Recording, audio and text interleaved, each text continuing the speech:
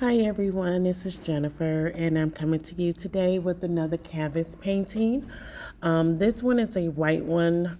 It's going to be a white negative space and I'm actually going to use red and black.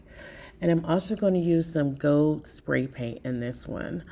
This is a technique that I saw online from another artist and this is my second time doing it. Actually love the way it turns out.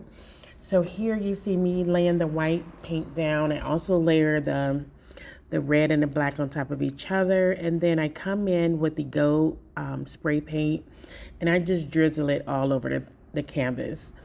And then you will see me actually swipe over with the Australia Floetrol to do the swipe technique. And then I also will stretch the painting. And you will see the end results once I get done stretching, but this turned out so pretty. The gold is a metallic gold spray paint and it just pops really great in this painting. So this is definitely new for me and it's actually just really nice to see. And it gives it such a pretty shine to it. The gold, it stands out. So this is the end result. I will have a picture up so you can see how it turned out. And thank you again for watching.